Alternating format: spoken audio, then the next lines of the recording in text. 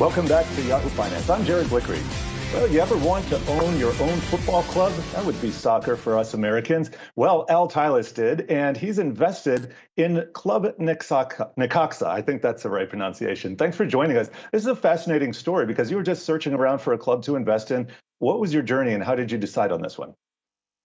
Well, look, sports teams are ultimately media properties, and I've been an investor in a number of other sports leagues, both in the US and abroad.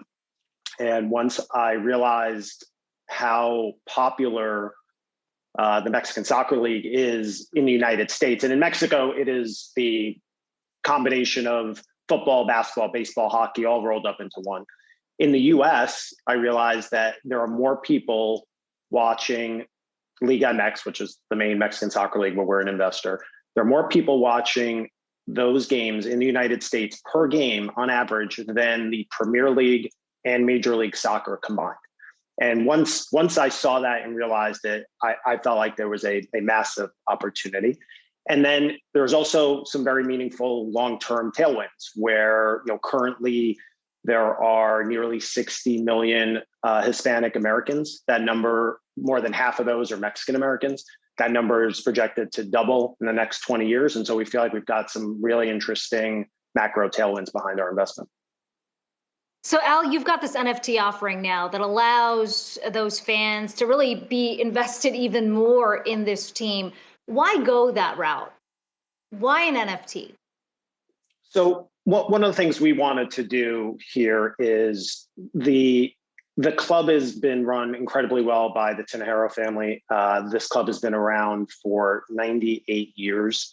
And one of the things that we wanted to do was be a little more forward thinking, a little more thinking about where things are going rather than where they've been.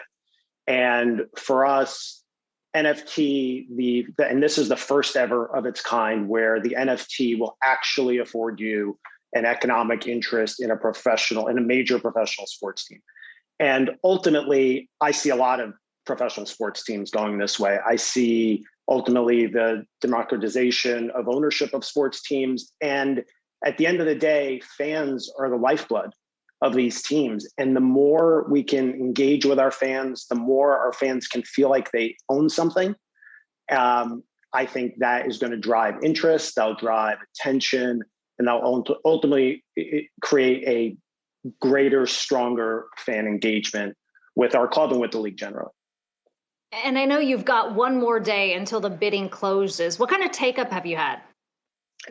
So it's been incredible so far. So we've had nearly 500 people register, which means they went through a rigorous KYC process, signed non-disclosure agreements, provided us their crypto wallets, and we've already received a handful of bids. They're sealed bids, but they are all above the $1.3 million reserve price. And we're excited to see what happens at noon tomorrow. Anybody who's interested can go to necaxanft.com. It's all automated on the website, the KYC, the registration process, and you could bid on there. But it's really been exciting. It's been interesting. I think we've also opened a lot of people's eyes in the sports world generally. Yeah, it's opening my eyes. And you're an investor. I'm wondering what else you're investing in. And if this is a success, and it looks like it's going to be a success, are you going to apply this strategy to something else? I think so. I think with the technology of the blockchain, I believe there are many assets that ultimately have liquidity associated with them that today are not liquid. My old business was in the real estate space. It was a public company that I sold several years back. Clearly, you could see the application of non-fungible tokens and just overall blockchain technology to various parts of the real estate transaction ecosystem. I think, again, in sports, I could see this being, we're doing this kind of unique, scarce, one-of-one, first in the history token, but ultimately there's no reason why tokens can't create different layers of ownership, different rights, different opportunities to engage, different discounts at stores, access to the players access to the club in certain ways. I just think there's a lot of deeper angles that you can ultimately take. In another space that I've spent time in where I think there'll be applicability is esports. I've been a avid investor in the esports space for a handful of years now, including on a G2 esports where I'm on the board. And I think there's meaningful applicability there as well.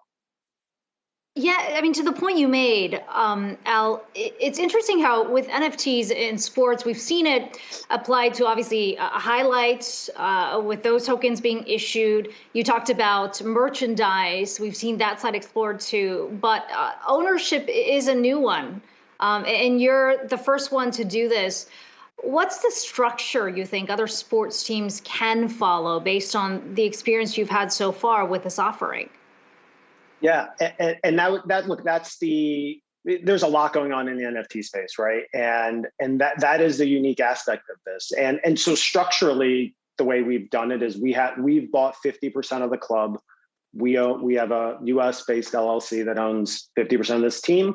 The token owner will own 2% of that vehicle, which on a pass-through basis would be 1% of the club. And I think we've opened a lot of people's eyes. I think from a structural standpoint, there aren't really impediments. If you think about what this is, we have other limited partners in the group whose ownership is effectively reflected on a piece of paper.